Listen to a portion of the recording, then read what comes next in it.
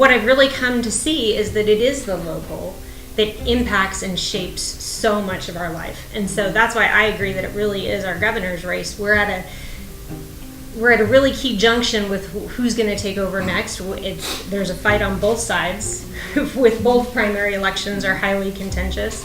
And so many Nevada issues that are key to how the state is going to move forward are really going to be shaped by that governor, especially when our legislature only meets every other year.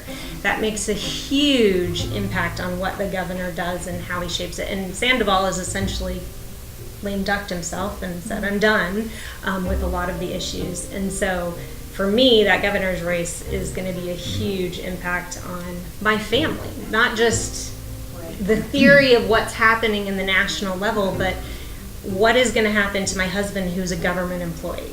The real problem, if we've learned anything from the financial crisis, was that the economy of the state is so tenuously balanced on hospitality and gaming.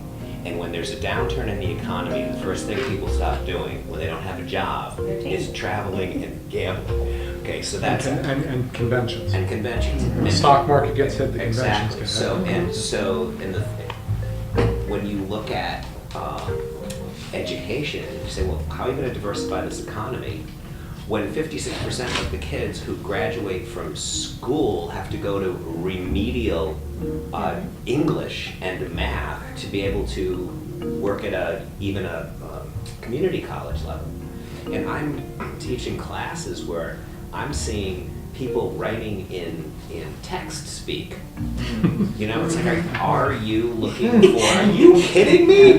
You know, how did you get out of 5th grade? And then we find out that, we can't do the read by 3 because 34,000 kids wouldn't have made it into 3rd grade this year. So we do this social promotion thing, so we don't give anybody, well, that's a part of it. How are you going to attract employers here? So I look at education as part of the diversification of the economy, and I would ask them, what are you going to do to bring in good paying jobs? The biggest worry I have all year is federal income tax. I see people getting audited. I see sports stars going to prison for evading it.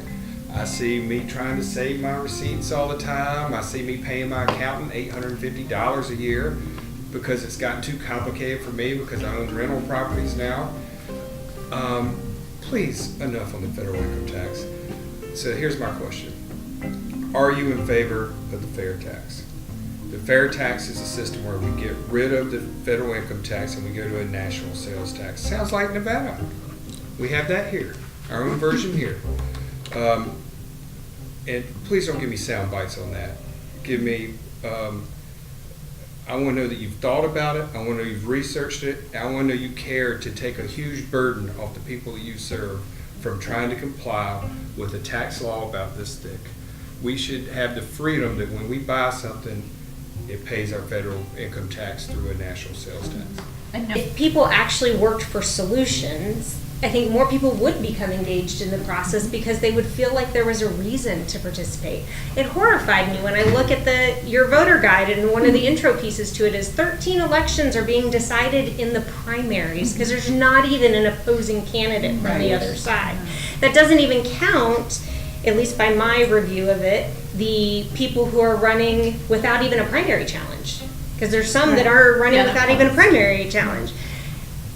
The fact that we're okay with that as an electorate is wrong. That we need to do something different. And I think the way our politicians our elected officials have conducted themselves only increases voter apathy and voter disgust. And so they have an opportunity to engage the electorate and show that they're willing to put aside partisanship to actually get something done. Wow. Concept. And I think people would actually respond to that crazy enough. But instead, they hide behind the soundbite, they hide behind the party line, and more independent voters and more midline people just retrench farther. When the Second Amendment was written, people were using muskets. They weren't using machine guns, okay? And you had to belong to a well-regulated militia to own a musket, a one-shot. You know how long it takes to load a musket and then fire a shot? It takes like 3 minutes to load that sucker. So you're not going to fire off 40 rounds a second. with a musket.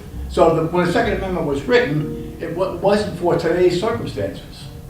Somebody suggested just abolishing the Second Amendment altogether. No. Now, I don't want to go that far, but you got no right is exclusive to all other rights, including the freedom of speech, the freedom of religion. We just saw in the Supreme Court ruling yesterday. Every right is limited. You don't have the right to yell fire in a crowded theater when there is no fire.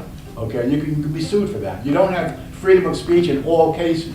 The Second Amendment people need to realize there are limits on the Second Amendment too, just like there are on all the other amendments. You're not always allowed to have your gun, period. Anywhere, anytime. Everywhere. And- It's a limit. right. If the whole country would vote the way that Nevada votes, then you could put back the people into office who feel the way about assault rifles that, the rest of the country feels.